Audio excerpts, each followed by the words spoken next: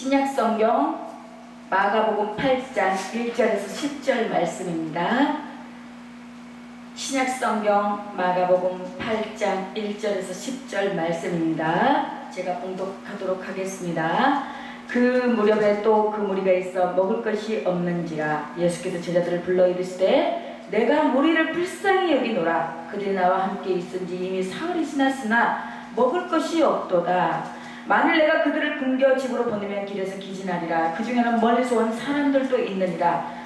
제자들이 대답하되 이 광야 어디서 떡을 얻어 이 사람들로 배부르게 할 수 있으리까? 예수께서 물으시되 너희에게 떡 몇 개가 있느냐? 이르되 7이로소이다 하거늘 예수께서 무리를 명하여 땅에 앉게 하시고 떡 7개를 가시사 축사하시고 떼어 제자들에게 주어 나누어 주게 하시니 제자들이 우리에게 나누어 주더라. 또 작은 생선 2마리가 있는지라 이에 축복하시고 명하사 이것도 나누어 주게 하시니 배불리 먹고 남은 조각 7강주를 거두었으며 사람은 약 4,000명이었더라. 예수께서 그들을 흩어보내시고 곧 제자들과 함께 배에 오르사 달마누나 지방으로 가시니라. 아멘. 오늘 하나님의 말씀은 거둠의 기적이라는 제목으로 함께 하나님의 말씀을 나눠보도록 하겠습니다. 우리는 살아가면서 기적을 체험하고 맛보았다고 하는 사람들을 얘기를 종종 듣게 됩니다. 며칠 전에 저희 목요 선교 방송 때 저희 동기 목사님이 그렇게 성전을 예배당을 찾으러 다니다가 제가 이제 기독정보넷이라는 그 사이트에 한번 찾아봐라 그랬더니 실시로 때때로 찾아보았답니다. 그런데 마치 그 목사님께서 원하시던 그런 예배당을 찾아서 계약을 하려고 갔는데 그 통장은 한도가 있는데 얼마까지밖에 찾을 수 없는 한도밖에 되지 않더랍니다. 아는 통장이었는데 계약을 하게 하시려고 하나님께서 그날 그 돈을 다 찾을 수 있게끔 해주더랍니다. 그래서 그 영수증을 이 다음에 간증한다고 아직까지 이렇게 모아두고 있다고. 이거는 하나님께서 예배에 놓으신 예배당이라고, 이건 정말 하나님께서 주신 나에게 베풀어 주신 기적이라고 그렇게 말씀하시면서 간증을 했던 기억이 납니다. 그런 것처럼 우리의 삶을 살아가다 보면 안 풀리고 답답하고 막막하고 답답한 것 같아도 우리의 삶 속에는, 우리의 인생 속에는 분명히 기적이 있습니다. 우리가 그 기적을 모르고 살아갈 뿐이지, 우리가 그냥 무심코 지나갈 뿐이지, 지나고 보면, 생각해 보면 그 어느 것 하나 하나님의 은혜로 기적적인 삶을 살아가고 있는 게 우리의 인생이지 않나 생각해 봅니다. 오늘 본문에 보면 어느 날 예수님이 수많은 사람들에게 말씀을 가르치셨습니다. 말씀을 가르치고 나니 3일이나 지난 것입니다. 그러니 그들이 얼마나 배가 고팠을까요? 하지만 제자들은 광야에서 그 많은 사람들에게 먹일 양식을 구할 수가 없었습니다. 그러한 곳에서 그 많은 사람들에게 먹일 양식을 구한다는 것은 불가능합니다. 이 사실을 안 제자들은 어찌할 바를 몰랐습니다. 이때 예수님은 제자들을 바라보시며 이렇게 물으셨습니다. 너희에게 떡 몇 개가 있느냐? 제자들이 군중들 틈에 들어가 먹을 것을 열심히 찾아보았지만 그 많은 사람들 틈에서 나온 음식이란 모두 합해야 겨우 떡 7개와 물고기 2마리 뿐이었습니다. 예수님은 제자들이 찾고 찾아서 가져온 7개의 떡과 2마리의 물고기를 손에 높이 드시고 하나님께 축복 기도를 드리셨습니다. 그리고 예수님은 제자들에게 떡을 떼어 나누어 주기 시작합니다. 제자들은 예수님의 손에서 떼어나온 떡과 물고기를 사람들에게 열심히 나누어 주었습니다. 그러자 제자들이 나눠준 떡과 물고기로 배가 고프던 4,000명의 무리들이 배부르게 먹었습니다. 그뿐 아니라 그들이 실컷 먹고 남은 떡과 물고기를 모아보니 전부 7강줄이나 남았던 것입니다. 저는 오늘 질병이어의 기적을 통하여 우리도 하나님의 기적의 손길을 맛보며 사는 인생이 되기를 바랍니다. 하나님이 함께해 주시지 않으면 인생은 고달프고 힘든 인생길이 되고 맙니다. 이 세상은 비록 광야같이 힘들고 고달픈 곳이라 할지라도 주님의 도움을 받으며 사는 인생이 된다면 신바람 인생이 될 것입니다. 본문은 앞장 6장에 등장하는 오병이어의 이야기처럼 칠병이어의 기적 이야기로 불려지고 있습니다. 그러고 보면 예수님께서는 이미 한번 행했던 것과 같은 기적을 행하신 것입니다. 이것 때문에 신학자들 가운데는 같은 사건을 마가가 반복해서 기록한 것이라는 말을 하기도 하지만, 제가 말씀을 준비하면서 볼 때 본문의 기적의 내용은 오병이어와 같은 의미는 아닙니다. 따라서 같은 이야기가 아니라 서로 다른 이야기라는 것입니다. 만약 본문의 기적의 사건을 오병이어와 같은 기적으로 본다면 결국 같은 이유와 같은 해석이 나올 수밖에 없습니다. 하지만 마가는 이 두 기적을 같은 의미에서 바라보지 않습니다. 그러므로 해석도 같을 수가 없는 것입니다. 그리고 그 일 앞에는 수로보닉의 여인의 딸을 고치신 일이 있는데 그 일은 두로 지역에서 행하셨습니다. 그런데 이 두로도 역시 이방 지역에 있습니다. 그리고 그 후에 칠병이어 이야기가 등장합니다. 이것이 오병이어 이야기와 다른 점입니다. 오병이어는 유대인들 지역에서 유대인들을 대상으로 베풀어진 기적이라면 칠병이어는 이방 지역에서 이방인을 대상으로 베풀어진 기적이라는 것입니다. 이전에 보면 내가 무리를 불쌍히 여기노라 저희가 나와 함께 있은지 이미 사흘임에 먹을 것이 없도다라고 말씀합니다. 이것이 예수님이 기적을 베푸신 이유입니다. 오병이어의 기적과 똑같이 예수님은 모인 무리를 불쌍히 여기셨습니다. 그래서 기적을 베푸신 것입니다. 그런데 본문에서는 무리들이 예수님과 함께한 지 사흘인데 먹을 것이 없어서 먹지 못한 그들의 형편을 불쌍히 여기셨다고 했습니다. 근데 오병이어 기적에서는 무리들이 목자 없는 양 같아서 불쌍히 여기셨다는 것입니다. 목자 없는 양이란 그들을 푸른 초장으로 인도해서 풀을 먹게 할 목자가 없음을 뜻합니다. 즉 제대로 된 목자가 없어서 먹지 못하는 형편을 불쌍히 보신 것입니다. 다시 말해서 유대인들의 형편은 이방인과는 달랐습니다. 이방인들에게는 아예 말씀이 없었지만 유대인들은 말씀이 있었다는 그 말씀으로 바르게 인도받으면서 영혼을 배부르게 할 참된 목자가 없었던 것입니다. 그것은 본 율법에 매여서 참된 진리로 인도받지 못하는 그들의 형편을 잘 의미하는 것입니다. 이처럼 예수님의 불쌍히 여기심을 말씀과 연관된 것입니다. 저는 이 말씀을 준비하면서 나는 과연 양들을 정말 말씀으로 배부르게 먹을 수 있었는가, 제대로 먹였는가, 제대로 정말 그들에게 영혼의 말씀, 생명의 말씀을 제대로 전했는지, 내가 그 영혼의 말씀을 먹이기 위해서 얼마나 시간을 투자하고 말씀을 보고 그 말씀을 통해서 묵상하고 하나님께서 그 본문을 통해서 양들에게 어떤 말씀을 전하시고자 하는 그 의도를 알아서 예수님의 주님의 그 마음을 충분히 전했는가 생각해 보게 되었습니다.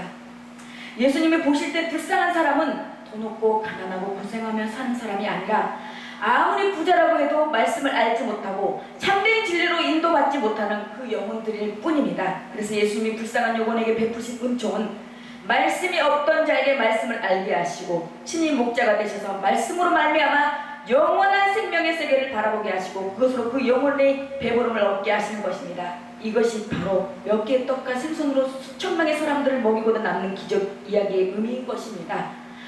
2절에서 3절을 보면 내가 무리를 불쌍히 여기노라 저희가 나와 함께 있은지 이미 사흘임에 먹을 것이 없도다. 만일 내가 저희를 굶겨 집으로 보내면 길에서 기진하리라. 그 중에는 멀리서 온 사람도 있느니라고 말합니다. 이 무리들은 비록 예수님과 함께 하고 있었지만 먹지를 못해 주인 상태입니다. 사흘이었다고 말한 것을 보면 사흘 동안 아무것도 먹지 못했다는 뜻일 수도 있습니다. 예수님은 이러한 그들의 형편을 불쌍히 여기신 것입니다. 하지만 이것은 단지 먹을 것을 먹지 못해 줄인 상황을 의미하는 것만은 아닙니다. 오병이어든 칠병이어든 동일한 것은 무리에 대한 제자들의 태도입니다. 목자 없는 양 같은 무리들을 불쌍히 보신 것도 예수님이고, 먹을 것이 없어 사흘 동안 주님과 함께 한 무리들을 불쌍히 보신 것도 예수님입니다. 즉 제자들은 예수님과 같은 마음으로 무리들을 바라보지 않는 것입니다. 무리들이 목자 없는 양처럼 불쌍한 처지에 있음을 보지 못한 것이고, 본문에서처럼 사흘 동안 먹을 것이 없어서 굶주린 무리들의 불쌍함을 보지 못한 것입니다.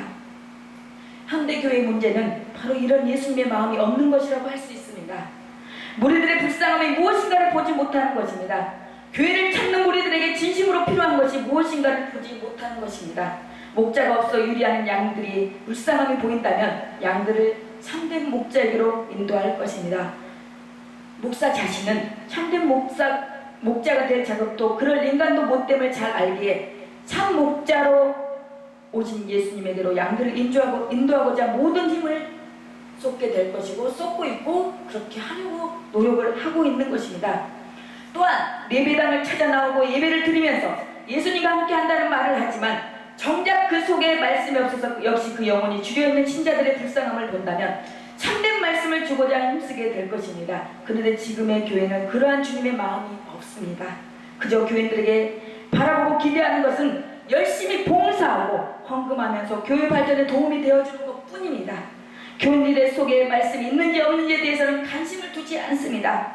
그러니 말씀으로 배부름을 얻지 못한 형편이 보이지 않는 것이고, 따라서 불쌍히 여기는 주님의 마음과도 상관이 없게 되는 것입니다. 예수님은 제자들에게 그것을 말씀하시고자 하는 것입니다.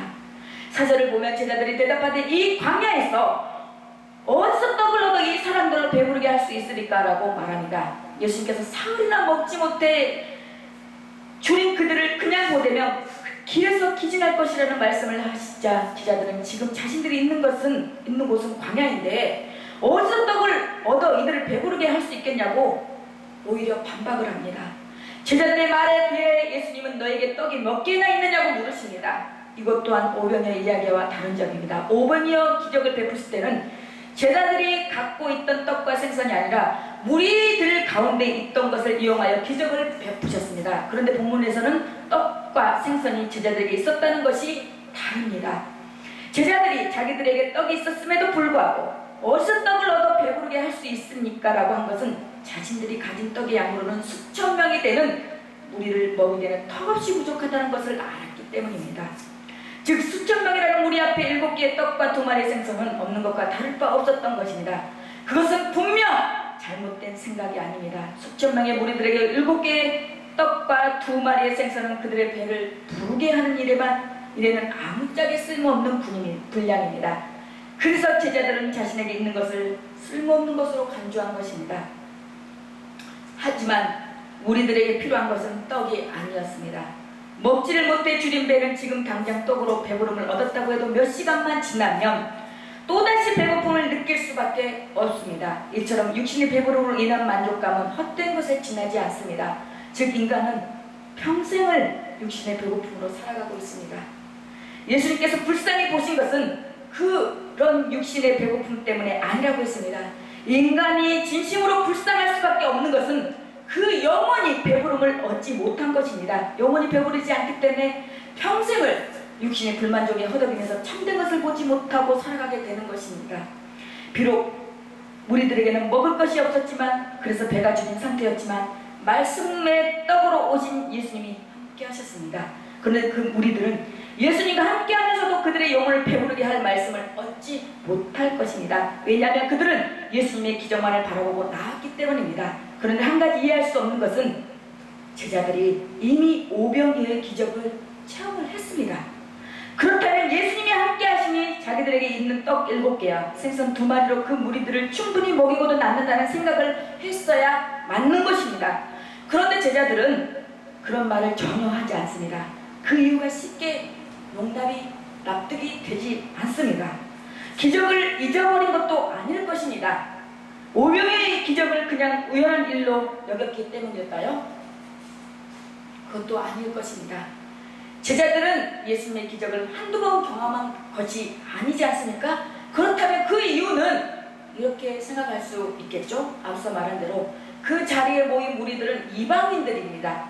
유대인들은 이방인들을 개처럼 여깁니다. 그런데 이방인들에게 떡을 나눠줄 마음도, 예수님의 기적을 체험하게 할 마음도 없었던 것이 아니었을까요? 결국 문제는 예수님과 같이 불쌍히 여기는 마음이 없었던 것입니다. 이것은 전도자의 마음도 아니고 목자의 마음도 아닙니다. 예수님이 우리에게 오셔서 보신 것은 말씀이 없어 굶주린 형편만을 보셨습니다. 그래서 불쌍히 여기시고 말씀을 주신 것입니다. 예수님의 불쌍히 여김을 받은 신자에게는 이 마음이 있어야 합니다. 마가복음 3장 14절에 보면 이에 12를 세우셨으니 이는 자기와 함께 있게 하시고 또 보내사 전도도 하느라고 말합니다. 예수님이 제자들을 보내신 것은 복음을 전하기 위해서입니다. 이처럼 복음을 전하기 위해 보냄받은 신자에게 필요한 것은 불쌍히 여기는 마음입니다. 우리가 정말 예수 믿으라고 복음을 전하지만, 예수 믿으라고 예수 믿어야지 천국 간다고 정말 그 마음 속에, 그 전하는 말 속에 우리는 그 영혼을 정말 사랑하는 마음, 불쌍히 여기는 마음으로 정말 저 영혼이 정말 지옥에 가면 어떻게 하나, 정말 저 영혼 정말 구원받아서 정말 같이 영혼의 영생을 얻는 마음, 그 정말 불쌍히 여기는 마음, 간절한 마음으로 하지 않으면 그들에게 우리는 이 전하는 이 전도가 아무리 백날 휴지를 주고 간식을 주고 예수 믿으라고 전한 그 모든 행동들이 헛수고가 되지 않을까 생각해 봅니다. 하지만 세상의 것이 없어서 불쌍한 것이 아니라 말씀이 없고 진리를 알지 못한 그 영혼의 실상을 불쌍히 여길 줄 알아야 합니다. 그래야 신자가 무엇을 나눠야 하고 무엇을 내놓아야 하는가가 분명해질 것입니다. 그렇게 보면 지금 광야에서의 문제는 떡이 없는 것이 아니라 떡이 없는 우리를 불쌍히 여기는 마음이 제자들에게 없는 것입니다. 그래서 자신들에게 있는 것도 나눌 마음이 없는 것입니다. 말씀은 곧 생명입니다. 그러므로 말씀의 그 속에 없는 인생은 세상의 소유와 형편은 떠나서 불쌍한 존재입니다. 신자에게는 이런 마음이 있어야 합니다. 말씀의 귀함과 가치를 알고 신자가 모이면 말씀을 서로 나누고 싶은 마음이 되어야 합니다. 사랑하고 측인히 여기는 마음이 있어야 합니다. 이것이 진심으로 예수님을 아는 신자이고 목자이고 전도자입니다. 오늘 본문에서 중요한 것이 무엇입니까? 먼저 예수님이 사람들을 불쌍히 여기셨습니다. 내가 무리를 불쌍히 여기노라. 여기서 불쌍히 여긴다는 말은 단순한 관심 이상이 아닙니다. 그냥 쳐다보면서 안 됐구나 하고 느끼는 정도가 아니라 그들을 사랑하셔서 그들의 형편을 보시며 마음이 아프신 것입니다. 그들의 어려움이 자신의 어려움으로 느껴져 아프게 느껴지셨습니다. 우리가 다른 사람들에게 관심을 가질 수도 있지만 그냥 관심으로만 끝낼 때가 많습니다. 하지만 예수님은 단순한 관심 정도가 아니라 그들을 사랑하시며 불쌍히 여기셨습니다. 우리가 이 세상에 살면서 하나님의 사랑과 복을 가장 많이 받는 비결이 있습니다. 그것은 하나님을 사랑하여서 그분의 말씀을 전심으로 사모하는 것입니다. 체험이나 봉사나 지식으로 하나님의 사랑을 받는 것이 아니라 하나님의 말씀을 사모할 때 하나님의 사랑을 받는 것을 깨닫습니다. 오늘 본문의 무리는 굶으면서까지 예수님의 말씀을 사모하여 따라왔기 때문에 주님의 사랑을 받았습니다. 물론 하나님은 모든 사람을 다 사랑하십니다. 그런데 하나님을 사랑하여 하나님의 말씀을 사모하고 그분의 말씀대로 살려고 하는 사람만이 그 하나님의 사랑을 깨닫게 됩니다. 하나님의 말씀을 사모하지 않는 사람은 하나님의 사랑을 받아도 그것을 모릅니다. 하나님께서 그렇게 사랑을 베풀어 주심에도 하나님께서 그렇게